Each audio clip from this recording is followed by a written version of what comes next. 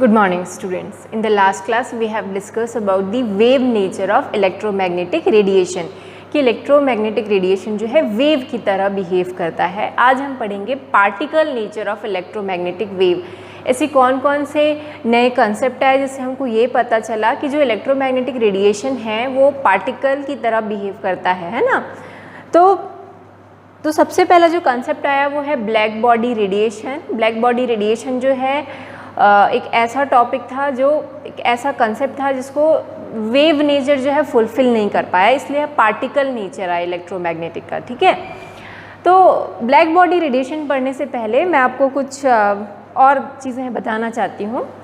जो आपको पता है कि जो लाइट है वो भी इलेक्ट्रोमैग्नेटिक रेडिएशन ही है। ठीक है, जो आप लाइट बोलते हैं that is also electromagnetic radiation. Okay, so जो वाइट लाइट है, वाइट लाइट की 7 कलर से मिलकर बना हुआ, ये हम लास्ट ईयर फिज़िक्स में पढ़ चुके हैं। जो वाइट लाइट है अगर आप उसको प्रिज्म से पास करते हैं तो वो 7 कलर्स में क्या हो जाता है, अपने 7 कंपोनेंट्स में सेपरेट हो जाता है। ठीक है, सो जो वाइट लाइट है it is also a electromagnetic radiation, है ना। और वो 7 विजिबल स्पेक्ट्रम में क्या हो जाता है, वाइट लाइट सेपरेट हो जाता है। जिसमें रेड कलर है उसकी जो वेवलेंथ है वो सबसे ज़्यादा होती है।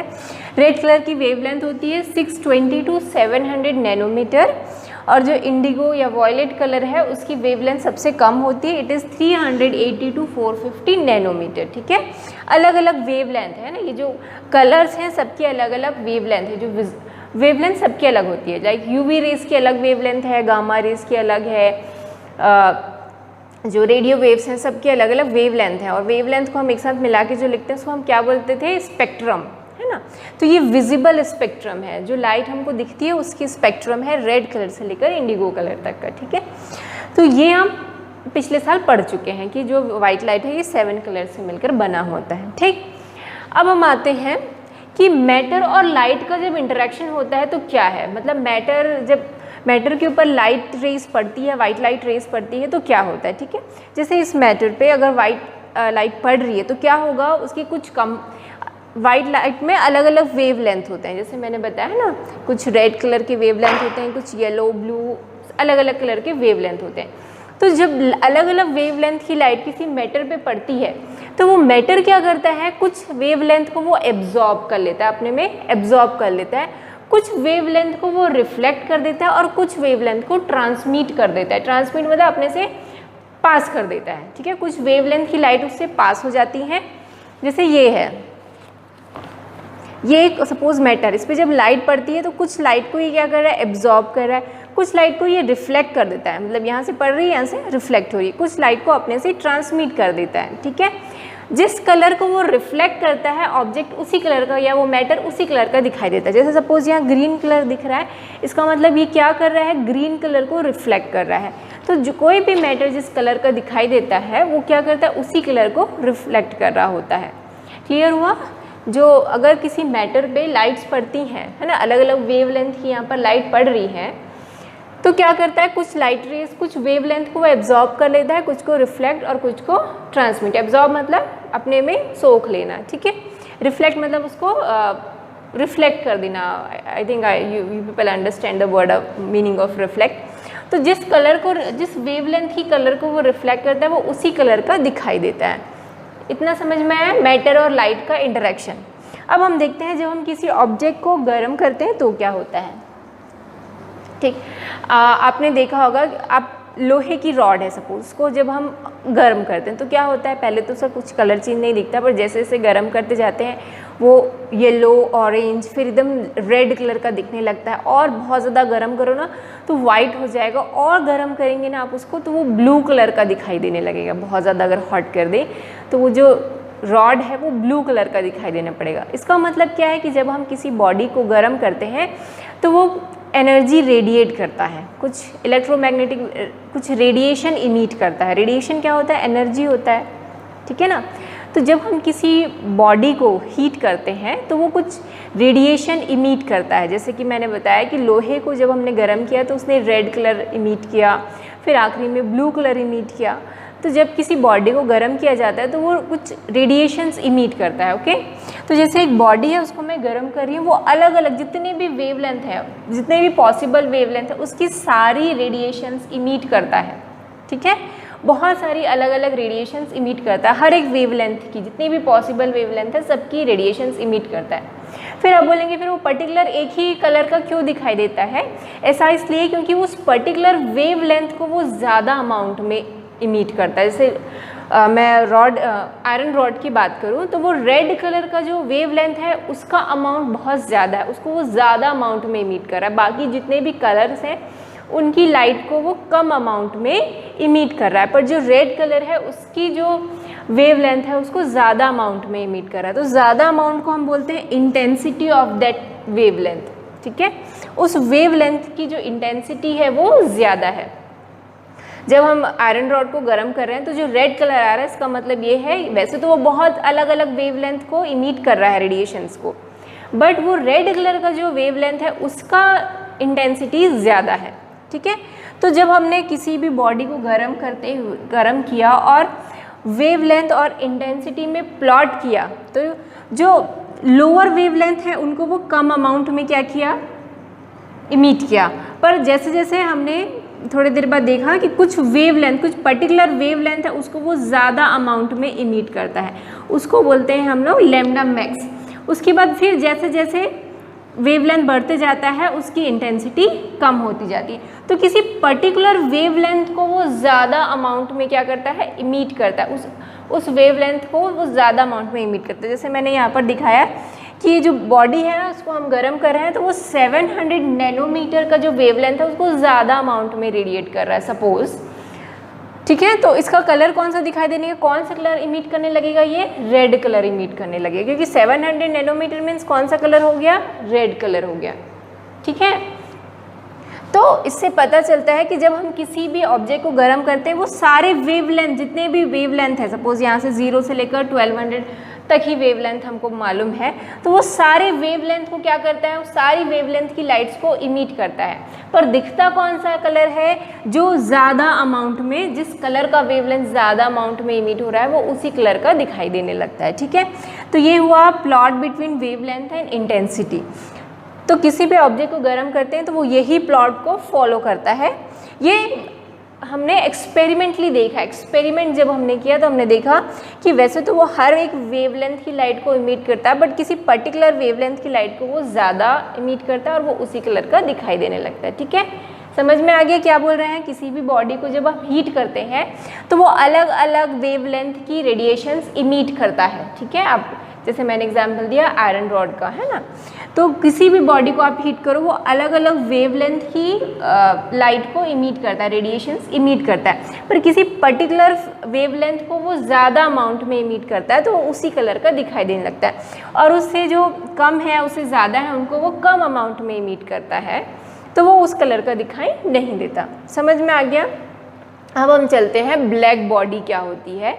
ब्लैक बॉडी रेडिएशन से ही पता चला हमको, ये जो एक्सपेरिमेंट से पता चला कि जो इलेक्ट्रोमैग्नेटिक रेडिएशन है या फिर जो लाइट है वो वेव नहीं, वो पार्टिकल की तरह बिहेव करता है। ठीक है, तो ब्लैक बॉडी क्या होता है? Black body are those body which emits and absorb radiation of all frequencies.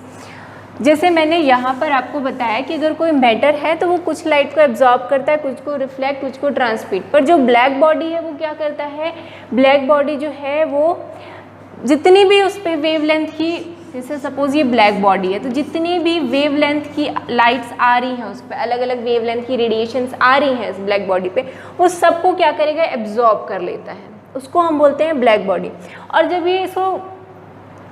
जब इसको आपको हीट करो तो ये हर एक वेवलेंथ को क्या करता है?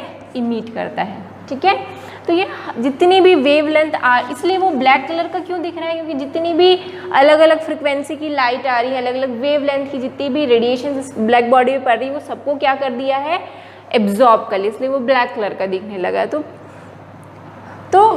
ब्लैक बॉडी क्या होता है? विच absorb emit radiation of all frequencies या ऑल वेवलेंथ बोल सकते हो, फ्रिक्वेंसी और वेवलेंथ कुछ भी बोल सकते हैं, both are not same but बोल सकते हैं। ठीक है, सो जितनी भी वेवलेंथ, अलग अलग वेवलेंथ की लाइट्स आ रही है वो सबको क्या करता है, एब्जॉर्ब करता है। और जब आप इस ब्लैक बॉडी को गर्म करते हो, ठीक है, इस ब्लैक बॉडी को जब आप हीट करते हो तो वो सारी वेवलेंथ की लाइट्स को क्या करेगा, इमिट करेगा। जैसे सपोज यहाँ पर λ1, λ2, λ3, λ4 ऐसे 4 वेवलेंथ की अलग अलग, λ5 4 अलग अलग वेवलेंथ की जो रेडिएशंस है इस पे पड़ी, तो उस सारे को वो क्या कर लेगा, एब्जॉर्ब कर लेगा। और जब आप इसको गर्म करोगे तो वो सारी वेवलेंथ की लाइट को क्या करेगा, अब वो इमिट करेगा। ठीक है, तो जितने भी वेवलेंथ है उसको वो एब्जॉर्ब भी करता है और गर्म करने पे उसको इमिट भी करता है, उसको हम बोलते हैं ब्लैक बॉडी। और ये जो रेडिएशंस निकल रही हैं ब्लैक बॉडी से उसको हम बोलते हैं ब्लैक बॉडी रेडिएशन। ठीक है, ब्लैक बॉडी जो रेडिएशंस इमिट करता है उसको हम बोलते हैं ब्लैक बॉडी रेडिएशन। क्लियर हुआ? ब्लैक बॉडी क्या होते हैं, वो सारे वेवलेंथ को, जितनी भी वेवलेंथ की रेडिएशन इस पर पड़ रही है सबको एब्जॉर्ब कर लेता है। पर जो नॉर्मल मैटर होते हैं वो ऐसा नहीं करते। जो दूसरे, अगर ब्लैक बॉडी नहीं है तो वो क्या करता है, मैटर कुछ को एब्जॉर्ब करता है, कुछ को रिफ्लेक्ट करता है, कुछ को ट्रांसमिट कर देता है। बट ब्लैक बॉडी के केस में ऐसा नहीं होता, वो सारे की सारी वेवलेंथ को एब्जॉर्ब कर लेता है और जब उसको गर्म करोगे तो सारी वेवलेंथ को वो क्या करता है, इमिट करता है। और ये जो ब्लैक बॉडी है वो भी इसी को ही फॉलो करता है, इसी रूल को, इसी कर्व को फॉलो करता है। इसका मतलब अगर जो ब्लैक बॉडी को गर्म करने पर सारे वेवलेंथ की रेडिएशंस निकलेगी, पर कुछ वेवलेंथ की रेडिएशन ज़्यादा होगी और कुछ की कम।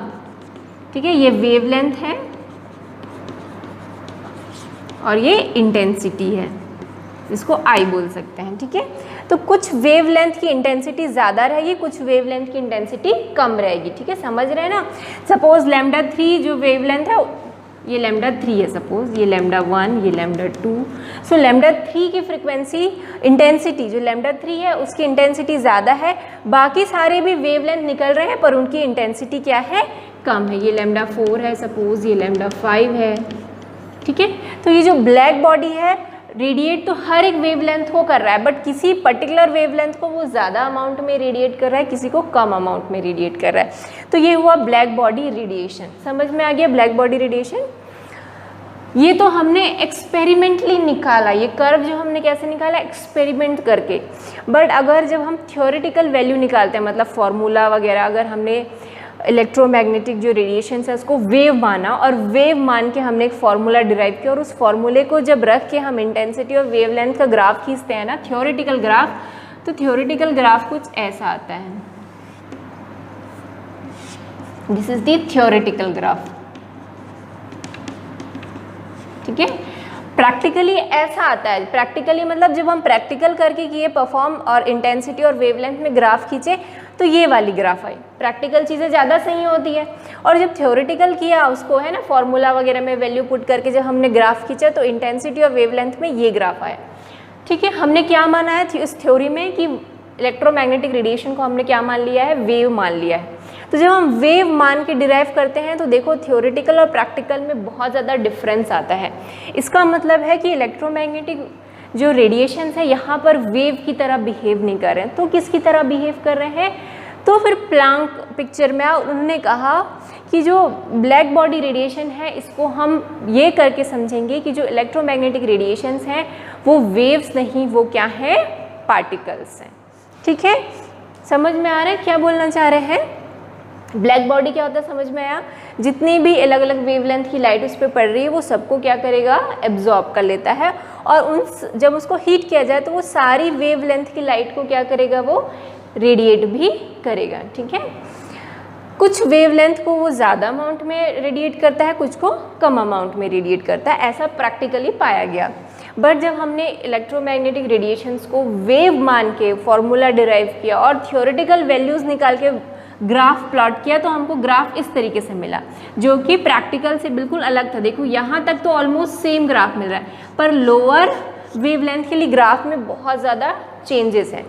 तो फिर इसके बाद हम लोग थियोरेटिकल वैल्यूज़ गलत हैं, इसलिए हमने बोला कि नहीं, यहाँ पर इलेक्ट्रोमैग्नेटिक जो रेडिएशंस हैं वो वेव की तरह बिहेव नहीं कर रहे हैं। जो यहाँ पर जो लाइट है वो वेव की तरह बिहेव नहीं कर रहा है, यहाँ पर वो लाइट जो है ये इलेक्ट्रोमैग्नेटिक रेडिएशन जो है वो किसकी तरह बिहेव कर रहे हैं, पार्टिकल्स की तरह।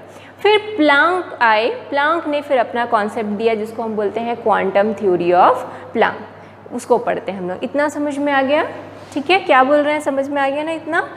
अब हम पढ़ेंगे Planck's quantum theory. Okay, Planck's quantum theory. जो प्लैंक्स हैं वो बहुत बड़े फिजिसिस्ट हैं, उनको नोबेल प्राइज़ भी मिला था इसी क्वांटम थ्योरी को बनाने के लिए, ठीक है। उनको ईयर 1918 में नोबेल प्राइज़ भी मिला था, ठीक है। तो ये वैसे तो जर्मन फिजिसिस्ट थे, okay, he is a German physicist, और उन्होंने क्वांटम थ्योरी बनाई जिसके लिए उनको क्या मिला, नोबेल प्राइज़ मिला। अब उनकी थ्योरी क्या थी वो हम लोग देखते हैं।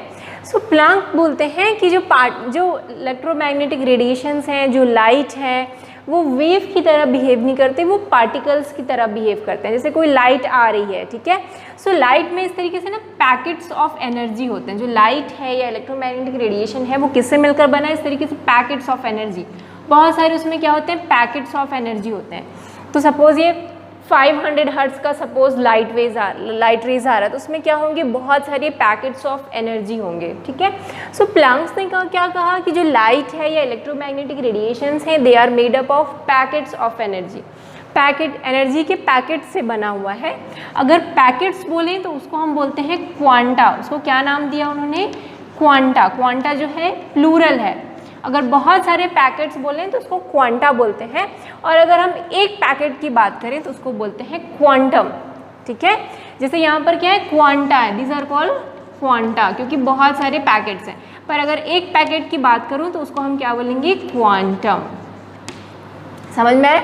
तो इस पैकेट ऑफ एनर्जी को हम क्या बोलते हैं, क्वांटा, प्लूरल है, क्वांटम सिंगुलर। अगर एक पैकेट ऑफ एनर्जी है तो उसको बोलेंगे क्वांटम ऑफ एनर्जी, मतलब एक पैकेट है एनर्जी का।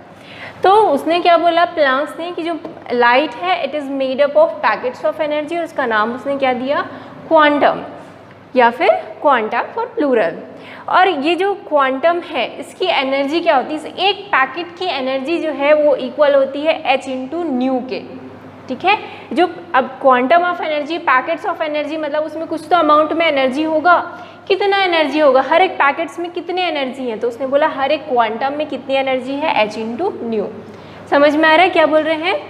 उन्होंने क्या बोला कि जो लाइट है या इलेक्ट्रोमैग्नेटिक रेडिएशन है ये पार्टिकल से मिलकर बना हुआ है, पैकेट्स हैं, एनर्जी के पैकेट्स हैं, ठीक है। और हर एक एनर्जी के पैकेट को उन्होंने क्वांटम नाम दिया है। एक पैकेट ऑफ एनर्जी को हम क्या बोलते हैं, क्वांटम, और बहुत सारे हैं तो क्वांटा।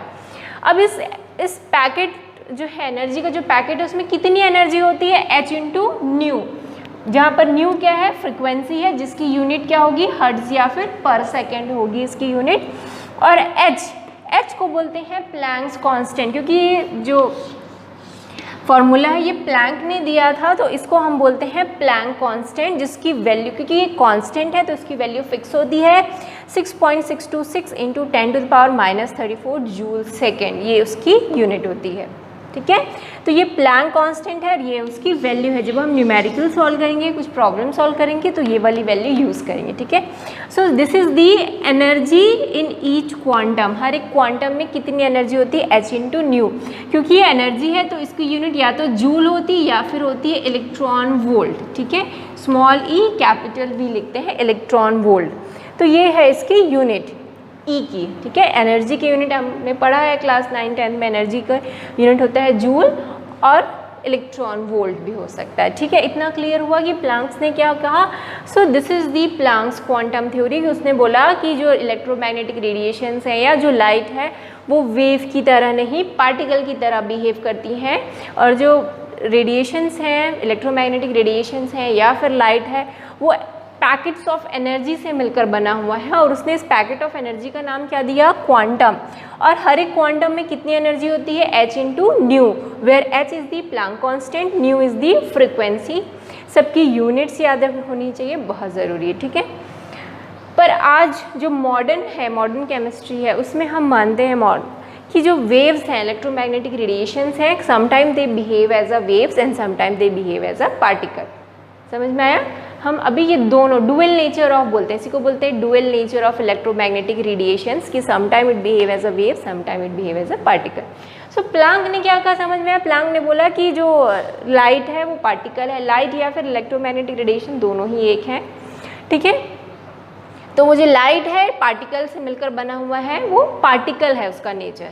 इतना क्लियर हुआ। अब हम एक प्रॉब्लम कर लेते हैं, उससे और क्लियर हो जाएगा। ओके, इस प्रॉब्लम को करने से पहले मैं कुछ आप लोगों को इम्पॉर्टेंट रिलेशन बता देती हूँ। जैसे मैंने आपको बताया कि एनर्जी की जो यूनिट है वो है इलेक्ट्रॉन वोल्ट या फिर जूल। तो इन दोनों में क्या रिलेशन है, 1 electron volt is equal to होता है 1.602 इंटू 10⁻⁹ जूल, ठीक है। तो कहीं पर अगर आपको कन्वर्शन करना हुआ इलेक्ट्रॉन वोल्ट टू जूल और जूल टू इलेक्ट्रॉन वोल्ट, तो आपको ये रिलेशनशिप यूज़ करना है, ठीक है। फिर ये नेक्स्ट जो रिलेशनशिप है फ्रीक्वेंसी और वेवलेंथ में, न्यू क्या है, फ्रीक्वेंसी है और ये वेवलेंथ है। न्यू आप ऐसे भी लिख सकते हैं या फिर इस तरीके से भी आप न्यू लिख सकते हैं। अगर आपको इस तरीके से लिखने में परेशानी हो रही है, सो ये you can use this new also, इसको ऐसा करके ऐसा लिख दो तो ये भी एक न्यू है, ठीक है। सो आप ऐसा न्यू भी लिख सकते हैं, ऐसा भी न्यू लिख सकते हैं, डिपेंड्स ऑन यू कि आपको कौन सा न्यू लिखना है। Okay, so new is a frequency, सी जो है it is the velocity of light और लेमडा क्या है, वेवलेंथ, ठीक है। ये सी क्या है, velocity of light, C is velocity of light जिसकी वैल्यू क्या होती है 3 × 10⁸ मीटर पर second. New is a frequency जिसकी यूनिट होती है हर्ट्ज, लेमडा है वेवलेंथ जिसकी यूनिट होती है मीटर। ओके, अब ये अगर क्वेश्चन में सपोज आपको यूनिट जो है मीटर में नहीं दिया है, एंगस्ट्रॉम में दिया है या नैनोमीटर में दिया है, तो सबसे पहला आपका जो टास्क है वो ये रहेगा कि लेमडा को मीटर में चेंज करना, ठीक है। अगर 1 एंगस्ट्रॉम है तो 1 एंगस्ट्रॉम इज इक्वल टू होता है 10⁻⁻10 मीटर, और अगर वेवलेंथ नैनोमीटर में दी हुई है तो नैनोमीटर को भी आपको मीटर में चेंज करना है और कौन सा रिलेशनशिप यूज़ करना है, 1 nanometer is equal to 10⁻⁹ meter. तो ये कुछ इम्पॉर्टेंट हैं टर्म्स जो आपको याद रखना है। नैनोमीटर को मीटर में चेंज करने के लिए 10⁻⁹ से मल्टीप्लाई करना है और एंगस्ट्रॉम को मीटर में चेंज करने के लिए 10⁻⁻10 मीटर से मल्टीप्लाई करना है, ठीक है। और ये रिलेशनशिप यूज़ होगा। तो ये वाला न्यूमेरिकल करते हैं हम लोग। Calculate the energy of A photon, photon मतलब वही क्वांटम ऑफ एनर्जी को ही हम फोटॉन बोलते हैं। Calculate the energy of photon of radiation having wavelength 600 angstrom. क्या दिया हुआ है, this is the wavelength, wavelength is 600 angstrom. तो मैंने क्या बताया, एंगस्ट्रॉम को आपको किसमें चेंज करना है, मीटर में। So 1 angstrom is equal to 10⁻⁻10 meter होता है, तो 6000 इंटू क्या हो जाएगा, 10⁻⁻10 मीटर लोगे तो ये मीटर में कन्वर्ट हो जाएगा। हमको एनर्जी कैलकुलेट करना है, एनर्जी क्या होता है, H इंटू न्यू, या फिर आप न्यू ऐसे भी लिख सकते हैं। H is the Planck constant, constant जिसकी वैल्यू होती है 6.626 इंटू 10⁻34 जूल सेकेंड, ठीक है।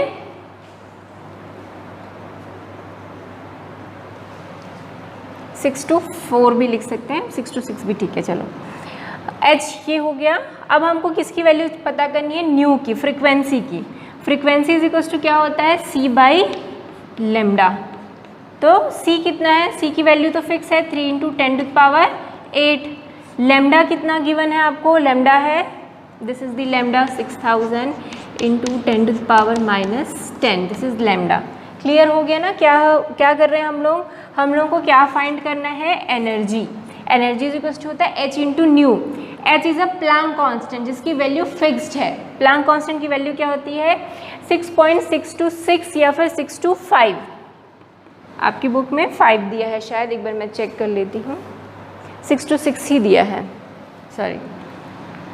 H की वैल्यू होती है 6.626 into 10⁻⁻34 joule second, this is fixed, ये कांस्टेंट है। C is the velocity of light, उसकी भी वैल्यू फिक्स होती है। तो हमको सबसे पहले क्या निकालनी है, यहाँ से frequency, C by lambda. C fix है, लेमडा गिवन है आपको क्वेश्चन में, आप इसको सॉल्व करो तो आंसर आता है 5 इंटू 10⁻14 सेकेंड इनवर्स, या फिर आप उसको हर्ट्ज में भी लिख सकते हैं, ठीक है। तो ये आ गया हमारी फ्रीक्वेंसी। अब फ्रीक्वेंसी आ गई तो इस पर वैल्यू पुट करो, h की वैल्यू ये, फ्रीक्वेंसी की वैल्यू वो, तो आपको E आ जाएगी। ठीक, सो E इज इक्वल्स टू होता है h इंटू न्यू। h है 6.626 इंटू 10⁻⁻34 और न्यू हमने निकाला 5 इंटू 10⁻40। ठीक है, अब आप इसको कैलकुलेट करोगे तो आंसर आएगा 3.3125 इंटू 10⁻⁻19 जूल। ठीक है, क्योंकि एनर्जी की यूनिट जूल होती है तो वो जूल में रहेगी। क्लियर हुआ कैसे फॉर्मूला, क्या हमने कैलकुलेट किया, हमको क्या कैलकुलेट करना था, energy of a photon. Photon कुछ नहीं है, it is nothing but a quantum of energy, उसको हम बोलते हैं, क्वांटम को ही हम क्या बोलते हैं, फोटोन बोलते हैं। तो फोटोन की आपको एनर्जी निकालनी है, तो एनर्जी का फॉर्मूला क्या होता है, h इंटू न्यू। h क्या है, कांस्टेंट है, उसकी वैल्यू इतनी ही होती है। ठीक है, हमको क्या फाइंड करना है, न्यू। न्यू क्या होती है, frequency. Nu is equals to होता है c बाई लैम्डा।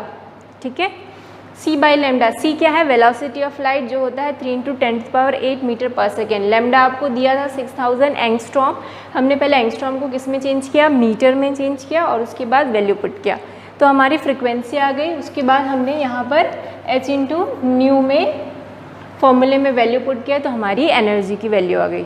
ठीक है, इतना क्लियर हुआ। So this is how we calculate the energy. Okay, अब जो हमारा नेक्स्ट टॉपिक है जो हमको बताता है कि इलेक्ट्रोमैग्नेटिक रेडिएशन जो है लाइट या फिर लाइट जो है पार्टिकल की तरह बिहेव करता है, वो है फोटो इलेक्ट्रिक इफेक्ट, जो हम नेक्स्ट क्लास में पढ़ने वाले हैं। Okay, thank you.